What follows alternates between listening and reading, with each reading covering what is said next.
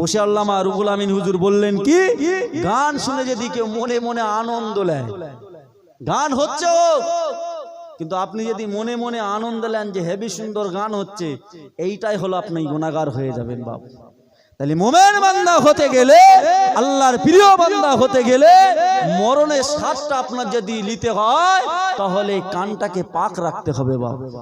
ও আমার জানেরা, যুবকেরা, ও আমার নবী পাকের উম্মত উম্মাদানিরা শুনে রেখে দেন, আল্লাহ পাকের ফেরেশতা আজরাইল আলাইহিস সালাতু ওয়াস সালাম মুমিন বান্দার হাতের কাছে গেল, চোখের কাছে গেল, কানের কাছে গেল, রুহুটা বার করতে পারল না। বান্দা আরে বারে ঠোঁটের কাছে, জবানের কাছে চলে যাবে। মুমিন বান্দার জবান থেকে, মুমিন বান্দার ঠোঁট থেকে যখন রুহুটা বার করতে যাবে, এই সময় মুমিন বান্দার জবান দাঁড়িয়ে যাবে, মুমিন বান্দার ঠোঁট দাঁড়িয়ে যাবে। বান্দারে জবান দিয়ে, বান্দারে ঠোঁট দিয়ে রুহুটা বার করতে দেব না। কেন বান্দা তোমারে জবান দিয়ে, তোমারে ঠোঁট দিয়ে কেন রুহুটা বার করতে দেবে না?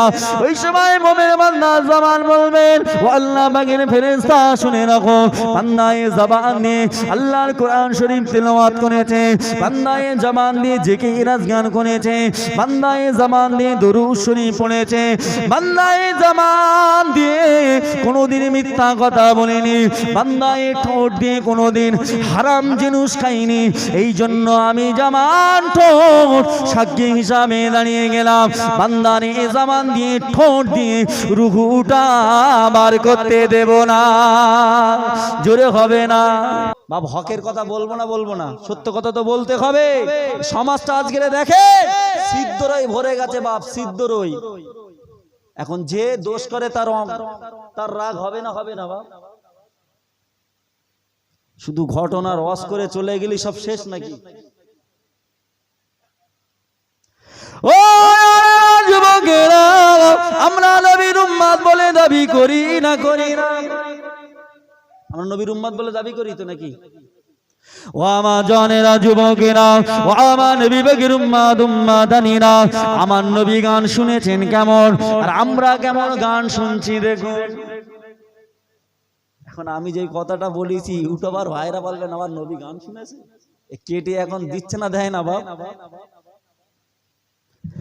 ও যুবকেরা, আল্লাহ নবী মদিনার মসজিদে নামাজ আদায় করে, মদিনার মসজিদ থেকে সাহাবা হুজুরদেরকে কিছুটা, সাহাবা হুজুরদেরকে নিয়ে মদিনার রাস্তায় রওনা দিতে লাগলেন। কিছুটা দূরে যাওয়ার পরে দেখতে পাওয়া গেল বাবা, বেঈমান বেদিনেরা তারা একটা গানের আসর করতে লাগলো। কিছুটা দূরে যাবার পরে দেখতে পাচ্ছেন, আল্লাহ নবী দেখতে পাচ্ছেন গানের আওয়াজ ভেসে আসছে। যখনই গানের আওয়াজ ভেসে আসতে লাগলেন, আল্লাহ নবী এই আঙুল মোবারক খানা নিয়ে কানের মধ্যে ঢুকিয়ে দিয়ে বললেন, ও আমার সাহাবারা চলো, রাস্তা দিয়ে হেঁটে হেঁটে চলো। কিছুটা দূরে যাবার পরে আল্লাহ নবী জিজ্ঞাসা করলেন, ও আমার সাহাবারা বলো না এখন কি গানের আওয়াজ ভেসে আসে, এখন কি গানের আওয়াজ ভেসে আসে? সাহাবা হুজুরা যখন বলেছিলেন, না ইয়া রাসূলুল্লাহ, ইয়া হাবিবাল্লাহ, আর গানের আওয়াজ ভেসে আসে না। ওই সময় আল্লাহর নবী দেখতে পাওয়া গেল এইভাবে কান থেকে হাত মোবারক দুটো, আঙুল মোবারক দুটো বার করেছিলেন। আর একটু জোরে হবে না? আর আমাদের সমাজে যদি এরকম বড় বক্স লাগিয়ে গান বাজনা যদি বাজায়, আমাদের ঘরের কিছু মুরব্বী আছে, কিছু জওয়ান যুবক আছে, এর থেকে একটু ভালো জিনিস লাগা, বলে না, বলে না? হ্যাঁ, বলে এর থেকে একটু ভালো জাতের গান লাগা। আর রাসূলুল্লাহ কানে আঙুল ঢুকিয়ে দিচ্ছেন। এখন আমার কিছু চাচার প্রশ্ন থাকতে পারে যে আমরা তো যাই রাস্তায়, গান বাজে আমাদের কানেও ভেসে আসে, তাহলে আমরা কি করব?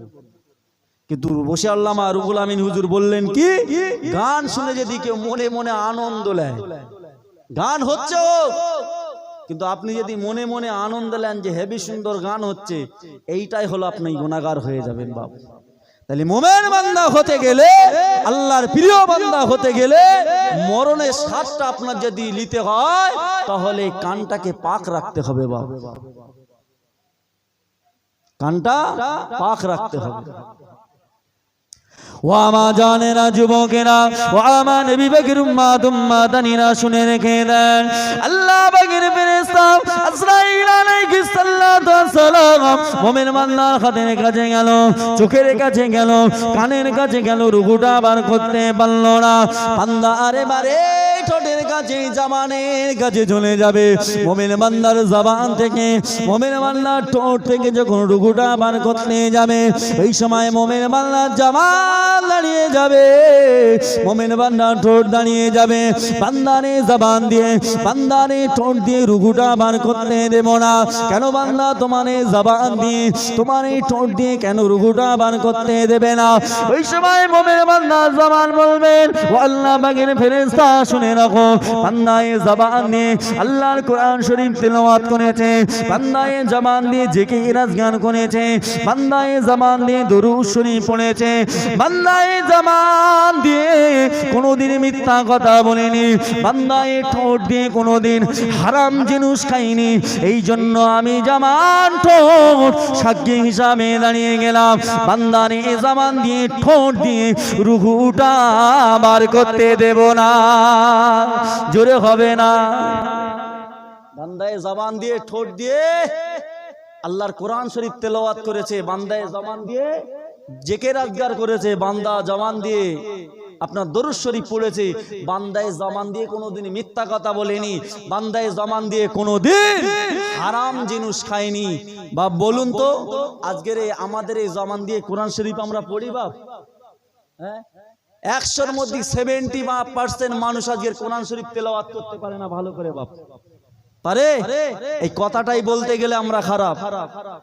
বাবাজি, কোরআনের আমার আল্লাহ এত মর্যাদা দিয়েছে, কোন মুসলমান যদি একটা আলিফের আলিফ বলে যদি 10টা করে নেকি দেওয়া হয় না, হয় না?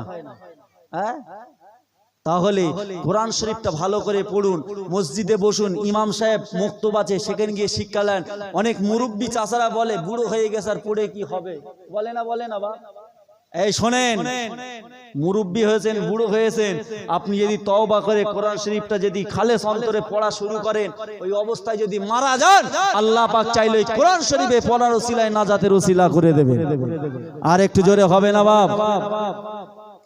বাবাজি, তাহলে আমাদের এই জমান, আমাদের এই ঠোঁট পাক আছে বলে মনে হয়? হ্যাঁ বাবাজি, একটা কথাই আছে, আগেকার হুজুররা মৌলানারা দোয়া করলে দোয়া কবুল হতো না? হতো না বাপ? হ্যাঁ, আগেকার মৌলানা সাহেব, পীর সাহেব, হুজুররা দোয়া করলে সেকেন্ডের মধ্যে কবুল হতো না? হতো না? আজকের আমাদের মতন কিছু মৌলানা আছে, কিছু হুজুর আছে, দোয়া করছে বাপ, দোয়া কবুল হচ্ছে বাপ? হ্যাঁ, হচ্ছে? কেন হয় না বাপ? কারণ একটাই, আমাদের এই জমানতে মিথ্যা কথা বার করছি বাপ। এরম নবীওয়ালা মাহফিলে বসে কত বক্তা বলেন, কত হুজুর বলেন, সেকেন্ডে সেকেন্ডে মিথ্যা কথা বলছে না? বলে না বাপ? এই কথাগুলো বললেই নাজমুস সাদাত ভাই খারাপ এখন সমাজে। বাবাজি শুনে রেখে দেন, আশিকে রাসূল ছোট হুজুর পীর কেবলা রহমাতুল্লাহ আলাইহি এক জায়গায় জলসা করতে গিয়েছেন, খুব জোরে বৃষ্টি হচ্ছে বাপ, খুব জোরে বৃষ্টি হচ্ছে। এখন বৃষ্টি হলে চিন্তা হবে কাদের বলেন তো? আগে কমিটির ছেলেরা, যারা 1 মাস 2 মাস খেটে এরকম একটা মাহফিল দাঁড় করায় বাপ, তাদের খুব চিন্তায় লেগে গেল, আরে জোরে জোরে পানি আসবে, এখন এই শ্রোতা বসবে কোথায় আর হুজুর উঠে জলসা করবে কোথায়? তা সেই জলসাতে আছে না আশিকে রাসূল ছোট হুজুর পীর কেবলা রহমাতুল্লাহ আলাইহি, এরাম নবিয়ানা মেম্বারে উঠলেন বাপ। উঠে পানি হচ্ছে ঝমঝম করে, হুজুর শুধু চোখটা বন্ধ করে একবার নারায়ে তাকবীর বলে, একবার নারায়ে তাকবীর বলে আওয়াজ দেওয়ার পরে আল্লাহর সঙ্গে একটু দোয়া চান, আল্লাহ আপনি পানিটা বন্ধ করুন। শুধু এই কথাটা বললেন আর তাকবীরটা দিলেন, দেখতে পাচ্ছে কমিটির ছেলে আর শ্রোতা বলেন, দেখতে পাচ্ছে সামিয়ানার বাইরে যতদূর মানুষ আছে ততদূর পর্যন্ত কোনো পানির একটা ফোঁটা পড়ে না, ঝত্তার পর থেকে পানির তোষা গড়িয়ে যাচ্ছে। জোরে বলুন। তাহলে ছোট হুজুর পীর কেবলা বলেছে না, আমরা বললি হবে বলে মনে হয় বাপ? হ্যাঁ, কেন বলেন তো বাপ? কারণ একটাই, আমাদের সব কি করেছি? মিথ্যে কথা বলে বলে শেষ করেছি বাপ। একদম ছোট্ট একটা উদাহরণ দিয়ে বলি বাপ, এই মসজিদটা নাকি আপনাদের, এখন ধরো আপনার গায়ে নাপাক লেগে গেছে, এখন নাপাক লেগে গেছে, আপনি কি করবেন নামাজ পড়তে গেলে? হ্যাঁ, নামাজ পড়তে গেলে আগে নাপাক যেখানে লেগেছে সেটা ভালো করে ধৌত করবেন। যদি সেরামন যদি না হয় আপনার গোসল করতে হবে। গোসল করার পরে আপনার ওযু করতে হবে। ওযু করার পরে মসজিদে যেতে হবে, তারপরে নামাজ পড়তে হবে। ওই নামাজটা আল্লাহ পাকের দরবারে কবুল হতে পারে, কিন্তু বিনা ওযুতে নামাজ পড়লে গুনাহগার, কবুল হবে না। আমাদের সমাজে যেমন নামাজ পড়তে গেলে ওযু না করলে নামাজ হয় না, আল্লাহর কাছে চাইতে গেলে এই জমান থেকে আগে মিথ্যে কথাটা সরাতে হবে। তাহলে জমান যদি নাপাক হয়ে যায়, জমান যদি নাপাক হয়ে যায়, এই নাপাক অবস্থায় আল্লাহর কাছে চাইলে আল্লাহ কবুল করবে বলে মনে হয়? কোনো দিনের জন্য নয়।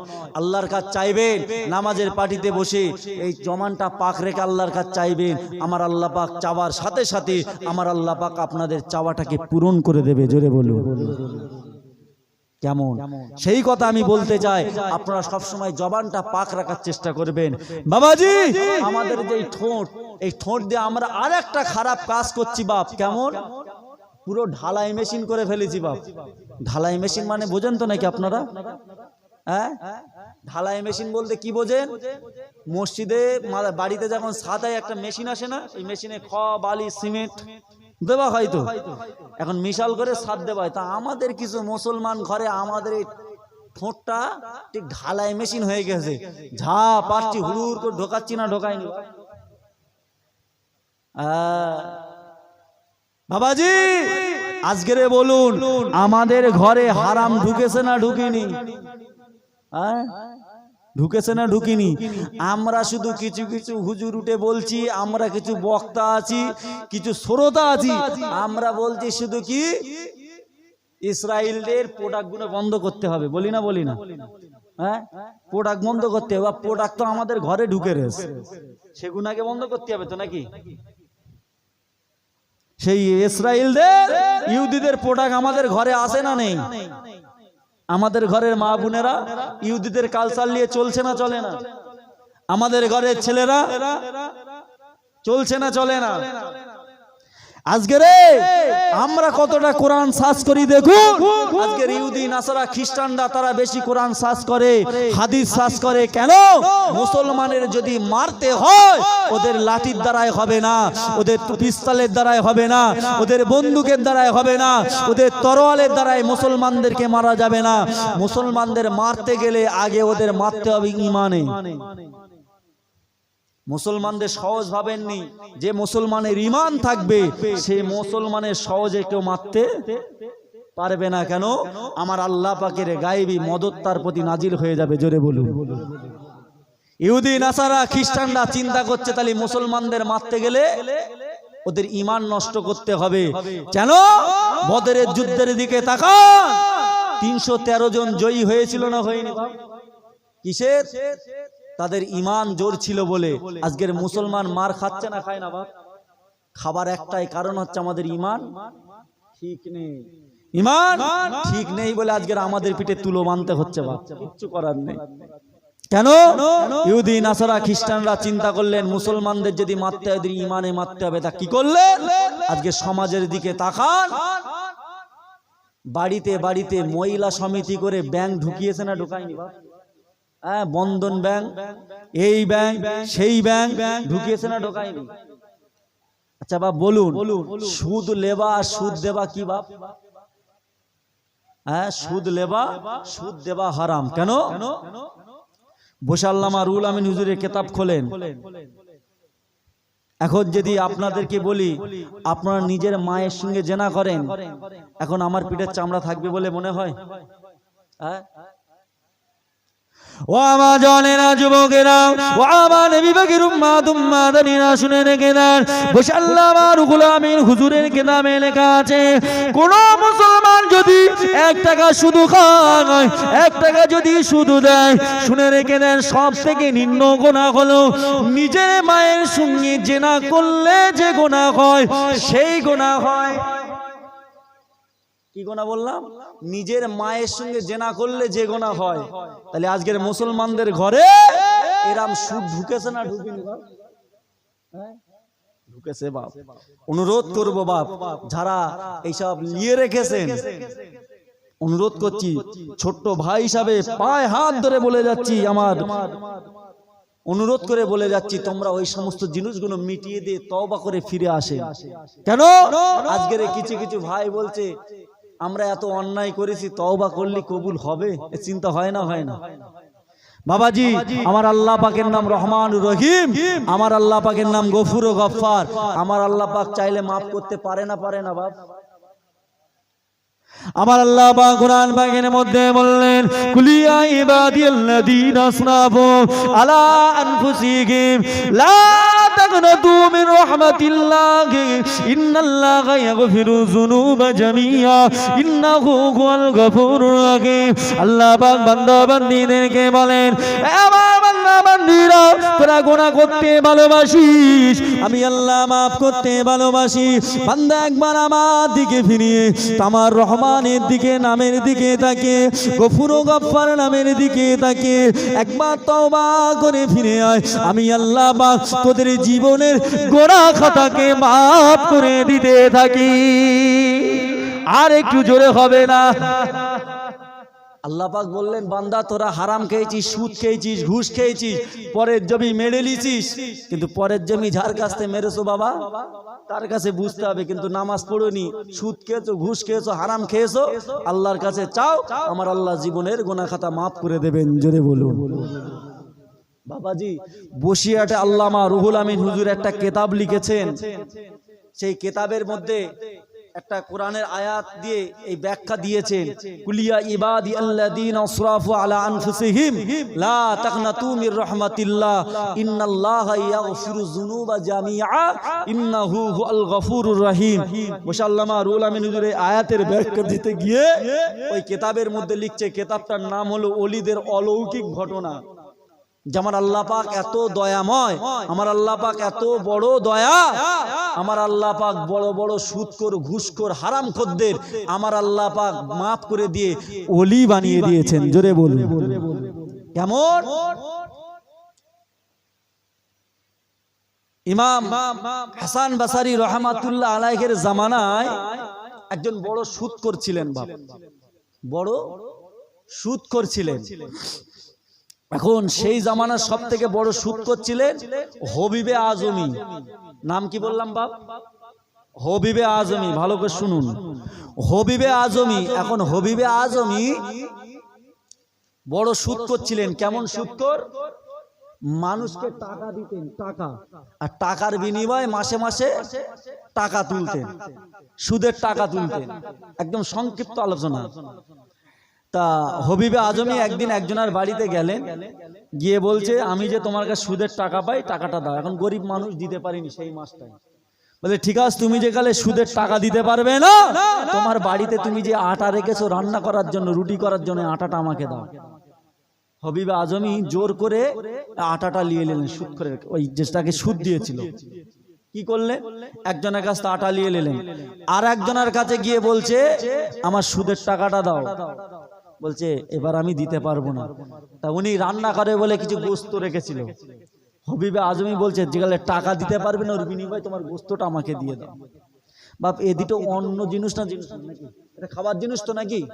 হবিবে আজমি এত বড় নিকৃষ্ট সেই সময় ছিল, মানুষের অন্য খাবার নিয়ে চলে এসেছে, সুদের টাকা দিতে পারিনি বলে গরিব মানুষগুলো। যখন বাড়িতে নিয়ে চলে এসে আনার পরে বলছে, স্ত্রীর কাছে এসে বলছে, এটা রুটি বানাও আর ওটা পাকাও, বাড়িতে এসে আমি গোসল করে সে খাবো। যখন পাকানো হয়ে গেল, গোসল করে হবিবে আজমি আসছেন, আসার পরে স্ত্রীকে বলছে, দাও আমার সেই রুটি আর রান্না করা গোস্তটা দাও, আমি খাবো এখন। ওনার স্ত্রী রুটিটাও দিয়ে দিল, গোশের হাঁড়িটাও সামনে দিয়ে দিল। দেওয়ার পরে যখনই এবারে গোস্তর হাঁড়িটা খুলছে, দেখতে পাওয়া যাচ্ছে এই গোস্তর হাঁড়িতে গোস্ত নয়, দেখতে পাচ্ছে যেন মানুষের যেন তাজা রক্ত হাঁড়িতে। বাপ আপনাদের যদি গোস্ত রান্না করার পরে যদি তাজা রক্ত দেখেন, আপনাদের চিন্তা হবে না? হবে না? হবিবে আজমি স্ত্রীকে ডাকলেন, স্ত্রী তুমি কি রান্না করেছো? তোমার কাছে গোস্ত দিয়ে গেছি, তুমি গোস্ত না রান্না করে এই হাঁড়ির মধ্যে রক্ত দিয়েছো কেন? হবিবে আজমের স্ত্রীর মাথা পুরো অন্যরকম হয়ে গেল, যে আমি রান্নাম গোস্ত, হয়ে গেল কি ব্যাপার, রক্ত। ওই সময় হবিবে আজমের স্ত্রী বললেন, ও আমার প্রাণের স্বামী, তোমাকে আমি একটা প্রশ্ন করব, এই আটা আর এই গোস্ত কোথা থেকে নিয়ে এসেছো বলো, কোথা থেকে নিয়ে এসেছো? তখন হবিবে আজমি বললেন, আমি একজনের কাছে সুদের টাকা পেতাম, সে দিল না বলে তার বাড়িতে আটাটা নিয়ে এসেছি, আর একজনের কাছে সেও আর টাকা দিতে পারলো না বলে ডাইরেক্ট গোস্ত খাবার জিনিসটা চলে এসেছে। হবিবে আজমের স্ত্রী বলছে, দেখবেন যারা মদখোর হয় তাদের বাড়ির বউ ভালো হয় না, হয় না বাপ? দেখবে মদখোরের বউরা ভালো হয় বাপ, আর আমরা যারা ভালো আমাদের সব ছেঁচড়া হয়, কিছু হয় না, হয় না। তো হবিবে আজমির স্ত্রী বলছে, তুমি এই আল্লাহ, তুমি এত পাপ করছো, আল্লাহ তোমাকে দেখাচ্ছে, তুমি কি বুঝতে পারো না? আল্লাহ যে তোমাকে এত দুনিয়ায় দেখাচ্ছে, তুমি এত পাপ করছো, আল্লাহ তোমার দেখাচ্ছে, দেখো রানেছি তো আপনার গোস্ত হয়ে গেছে, রক্ত দেখতে পাচ্ছ না, আল্লাহ কি দেখাচ্ছে, তুমি কি পরিবর্তন হবে না? হবিবে আজমির মনটা খুব নরম হয়ে গেল, খুব মনটা নরম হয়ে গেল, যে সত্যি তো দুনিয়ায় আল্লাহ এই করছে, তাহলে জাহান্নামে যখন আমাকে দেবে তাহলে কি অবস্থা করবে। এই না চিন্তা করে হবিবি আজমের স্ত্রীর সঙ্গে আলোচনা করছে, আমি এসব ছেড়ে দেবো, তওবা করবে, এখন কোথায় গেলে আল্লাহ আমাকে মাফ করবে বলো? ও আমার জানেরা, যুবকেরা, ও আমার নবী পাকের উম্মত উম্মাতানিরা, কুরআন পাকের আয়াত, ইয়া আইয়ুহাল্লাযীনা আমানুত্তাকুল্লাহা ওয়া কুনু মা'আস সাদিকিন। আল্লাহ পাক বললেন, হে আমার বান্দা বান্দীরা, আমি আল্লাহ পাক আমাকে ভয় করো, এই ভয়ের জন্য বান্দা তোমরা সত্য বান্দাদের দলভুক্ত হও। আল্লাহ বললেন, বান্দা আমি আল্লাহ, আমাকে ভয় করো, আর এই ভয় অর্জনের জন্য তোমরা খাঁটি বান্দা, সলিহীন বান্দা, সত্য বান্দাদের দলভুক্ত হও। হবিবে আজমি বলছে, স্ত্রী তাহলে এখন আমি কোথায় যাব? এখন আমি যে আল্লাহর কাছে তওবা করব, মাপ আল্লাহ আমাকে করবে, কোথায় গেলে আল্লাহ মাফ করবে? ও যুবকেরা, হবিবে আজমের স্ত্রী বলতে লাগলেন, হবিবে আজমের স্ত্রী বলতে লাগলেন, ও আমার প্রাণের স্বামী, যাও চলে যাও, ইমাম হাসান বাসানী রাহমাতুল্লাহ আলাইহির দরবারে চলে যাও। ওই সময় হবিবে আজমি রাস্তা দিয়ে ইমাম হাসান বাসানীর দরবারের দিকে হাজির হতে লাগলেন। রাস্তা দিয়ে যাচ্ছেন, রাস্তায় যাবার পরে কিছু বাচ্চা ছেলেরা আছে, তারা খেলাধুলো করছিল। সেই বাচ্চাদের মধ্যে একজন যে বড় ছিল, সেই বাচ্চাদের মধ্যে থেকে একজন দাঁড়িয়ে বললেন, ও আমার বাচ্চাদের সঙ্গী সাথীরা, রাস্তা থেকে সরে যাও, রাস্তা থেকে সরে যাও। কেন? হবিবে আজমি বড় সুদ করাচ্ছে, তার পায়ের ধুলা যদি আমাদের গায়ে লেগে যায়, আমরা বড় সুদু করে হব। কথাটা খুব বড় না ছোট বাপ? হবিবে আজমির কানে যখন ভেসে আসছে, বাচ্চারা বলছে যে, ও আমার বাচ্চারা সরে যাও রাস্তা থেকে, হবিবে আজমি সুদ করে আসছে, ওনার পায়ের ধুলা যদি আমাদের গায়ে লেগে যায়, আমরা বড় সুদখোর হয়ে যাব। এই কথাটা হবিবে আজমির কানে যখন গেলেন, হবিবে আজমির মনটা আরো খারাপ হয়ে গেলেন, যে আমি এতই খারাপ, এই বাচ্চারা একটু বাচ্চারা পর্যন্ত আমাকে ঘৃণা করে, আমি এমন সুদখোর, বাচ্চারা পর্যন্ত আমাকে ঘৃণা করে। ও যুবকেরা, হবিবে আজমি মাথাটা নত করে বাচ্চাদেরকে না কিছু বলে ইমাম হাসান বাসানী রাহমাতুল্লাহ আলাইহির দরবারে চলে গেলেন। দরবারে গিয়ে ওলির হাতে বায়াত হয়ে তওবা করে রাস্তা দিয়ে যখন ফিরছেন, ওই বাচ্চারা আমার খেলাধুলো করছে। ওই সময় বাচ্চারা চিল্লে আওয়াজ দিয়ে বলতে লাগেন, ও আমার বাচ্চারা রাস্তা থেকে সরে যাও, হবিবে আজমি আছে, আল্লাহর ওলি হয়ে আসছে, ওনা আমাদের পায়ের ধুলা যদি হবিবে আজমির গায়ে লেগে যায়, আমরা আমাদের বেয়াদবি হয়ে যাবে, রাস্তা থেকে সরে যাও। কেন? আমাদের ধুলা, আমাদের পায়ের ধুলা না যেন ওনার গায়ে না যেন লেগে যায়। আর একটু জোরে হবে না? যাবার সময় বাচ্চারা কি বলেছিল বাপ? বড় সুদ করে যাচ্ছে, ওনার ধুলো না যেন আমাদের লেগে যায়। আল্লাহর ওলির দরবারে তওবা করে ফিরছে, বলছে সরে যাও, আমাদের পায়ের ধুলা না যেন হবিবে আজম হুজুরের গায়ে না যেন লেগে যায়, যদি লেগে যায় আমরা বড় গুনাহগার বেয়াদবি হয়ে যেতে পারি। তাহলে আল্লাহ পাকের নাম রহমানুর রহিম, আল্লাহ পাকের নাম গফুর ও গফফার, আল্লাহ পাকের দিকে তওবা করে ফিরে আসুন। আমার আল্লাহ পাক চাইলে জীবনের গুনাহ খাতা মাফ করে দেবেন। জোরে বলুন। আজকে সমাজে তওবা হয়ে গেছে ঠাট্টার মতো। বাপ হয়েছে না হয়নি? বাপ হ্যাঁ, তওবা ঠাট্টার মতন হয়েছে না হয়নি? হুজুর তওবা করাচ্ছে, তওবা আমরা করছি, আমরা নিজের থেকেও তওবা করছি। তওবা আগে আমরা কি বলি? আল্লাহ আমাদের জীবনের গুনাহ খাতা আল্লাহ মাফ করে দিন, আল্লাহ তওবা করছি।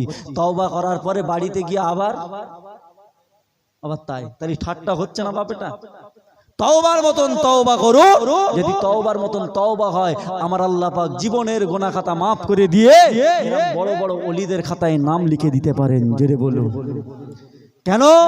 বাবাজি আগেকার জমানায় আমার মুরব্বি চাচারা জানতে পারবে, আগেকার জমানায় কিন্তু কল ছিল না বাপ, কুয়া ছিল তো নাকি?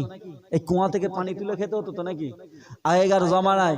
এখন যদি ওই কুয়ার মধ্যে কোনো কুকুর মরা বিড়াল মরা যদি পড়ে যেত বাপ, এখন কি করতে হতো বাপ? কুয়াটাকে পাক করতে হবে তো নাকি? পাক করতে গেলে কি করতে হতো? পানি তুলে ফেলে দিত। ধরো একটা কুকুর মরা পড়েছে এখন কুয়ায়, তাহলে কি করতে হবে? এখন হুজুরের কাছে গেছে, হুজুর বলছে কি যে কুয়া থেকে 300 বালতি হোক, 200 বালতি হোক, 500 বালতি কুকুরটাও তুলে ফেলতে হবে, তারপরে 200-300 বালতি পানি তুলে ফেলে দিতে হবে, তারপর পাক হবে। এখন হুজুরের কাছে মশলা শুনে গিয়ে ও কি করছে, বাড়ি কুয়ার ধারে গিয়ে কুকুর না তুলে শুধু পানি তুলেছে, পাক হবে বলে মনে হয়। তা আমাদের সমাজ ওই হয়ে গেছে, হুজুররা বলছে বাবা তোমরা এটা করো না, বাবা ওটা করো না, ছেড়ে দাও, ছেড়ে দিয়ে তওবা করে ফিরে আসো। শুধু হুজুরের কথাটাই লিখছি, তওবা করলে মাফ করবে, কিন্তু হুজুর যে পিছনের কথা বলে সেটা শুনিনি আমরা বাবা, শুনছি। তাহলে তওবার মতন তওবা করুন। আপনি পিছনের দিকে তাকিয়ে আপনার জীবনের গুনাহ খাতার দিকে তাকিয়ে ওগুলো ছেড়ে দিয়ে তওবা করুন।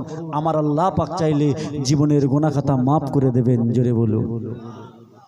ও আমার জানেরা, যুবকেরা, ও আমার নবী পাকের উম্মত উম্মাতানিরা, যে কথা বলছিলাম, আল্লাহ পাকের ফেরেশতা আজরাইল আলাইহিস সালাতু ওয়াস সালাম মুমিন বান্দা হাতের কাছে গেল, হাত থেকে রুহুটা বার করতে পারলো না।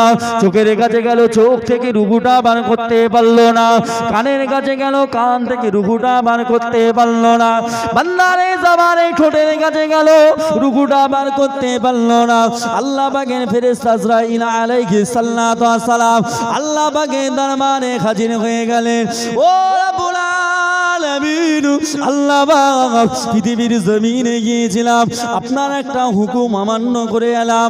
আল্লাহ পাক বললেন আজরাইল কি হুকুম অমান্য করলে বলো? ওই সময় আজরাইল ফেরেশতা বলেন ও রব্বুল আলামিন, আল্লাহ পাক আপনার একটা মুমিন বান্দা, আপনার একটা বান্দা রূহ বার করতে গিয়েছিলাম, জানটা যখন বার করতে গিয়েছিলাম শরীরের অঙ্গ প্রত্যঙ্গগুলো আপনার কোরআন রাসূলের আদর্শ রাসূলের হাদিস গাইড হিসাবে দাঁড়িয়ে যায়, আমি ওই বান্দার রূহটা বার করতে পারি না। আল্লাহ মুমিন বান্দার কত পাওয়ার দিয়েছেন দেখুন। ফেরেশতা চলে যাবে আল্লাহর কাছে, আল্লাহ ওই বান্দার তো রূহটা আমি বার করতে পারলাম না, আল্লাহ এইভাবে বান্দাটার রূহটা কিভাবে বার করব? ও যুবকেরা, ওই সময় মুমিন বান্দা চোখ দাও, ওই সময় আল্লাহ পাক বলতে লাগবেন ও আজরাইল শুনে রাখো, ওই বান্দাটা হলো আমার নামাজি বান্দা, ওই বান্দাটা হলো আমার হাক্কানি বান্দা, ওই বান্দাটা আমার ওলি বান্দা, ওই বান্দাটা হলো আমার মুমিন বান্দা। ওই বান্দা রূহ তুমি সহজে বার করতে পারবে না। শুনে রাখো বান্দা, আজরাইল শুনে রাখো, ওই বান্দা যদি রূহটা বার করতে হয় আমি আল্লাহ পাক আমার নাম খানা তোমার এই হাতে লিখে নিয়ে যাবে। ওই বান্দার সামনে গিয়ে এইভাবে যখন হাতটা দেখাবে, বান্দা আমার নামের দিকে তাকিয়ে তাকিয়ে আল্লাহ আল্লাহ জিকির করতে করতে তাসবিহ পড়তে পড়তে আহসানের সঙ্গে জানটা রূহটা বার হয়ে যাবে। আর একটু জোরে বলুন কিভাবে? আল্লাহ পাকের যারা ওলি বান্দা, মাহবুব বান্দা, মোমেন বান্দা হবে, আমার আল্লাহ পাক তাদের মরণটার স্বাদটা আহসানের সঙ্গে দেবে, তাদের ভালোর সঙ্গে দেবে। আর যারা 2 নম্বরী সুদখোর, ঘুষখোর, হারামখোর, জেনাখোর যারা হবে, তাদের কাতলা মাছের মতন লাফাতে হবে না? হবে না বাপ? কেন? আপনাদেরই পাশে ধামাখালি কত দূর বাপ? এখান থেকে বেশি দূর নয় তো। ধামাখালি আমার একটা বন্ধু ফুলফোরায় পড়াশুনো করতেন, আর কিছুটা এই মসজিদে ইমামতি করতেন। সামনে রমজান মাস আসছে, রমজান মাসে সেই মসজিদে ইমাম সাহেব ছিলেন। এখন আল্লাহ মোমেন বান্দাদের কেমন আহসানের সঙ্গে, ভালো স্বাদের সঙ্গে জানটা কবজ করে দেখুন। এখন আমার এই মোমেন, ওই আমার এই হাফেজ মাওলানা ভাইটা যখন ইন্তেকাল করেন, পাশে সারা মানুষ বসে আছে, নামাজ পড়তে গেছে, সেজদারত হয়ে সুবহান রাব্বি আলা তাসবিহ পড়তে পড়তে দুনিয়া থেকে সাড়া দিলেন। জোরে বলো, আর একটু জোরে হবে না? তাহলে আমরাও আল্লাহ পাকে সেই বান্দা, আমাদের মরণের স্বাদ যদি ভালো হয় তাহলে রেহাই আছে বাপ, না হলে রেহাই নেই। আমাদের জীবনে পরিবর্তন করতে হবে। দুনিয়া 70-80 বছর আমরা হায়াত পাবো। হায়াতে থাকতে গেলে, আমাদের পানির ওপরে চলতে গেলে আমাদের পায়ে পানি লাগবে। আমরা আদম সন্তান, আমাদের চলতে গেলে গুনাহ হবে, কিন্তু তওবা করতে হবে। তওবার মতন তওবা করে ফিরে আসুন। আমার আল্লাহ পাক চাইলে আমাদের জীবনের গুনাহ খাতা মাফ করে দেবেন। জোরে বলুন। আসে একটু মোহাব্বতের সঙ্গে দরুদ শরীফ। আল্লাহুম্মা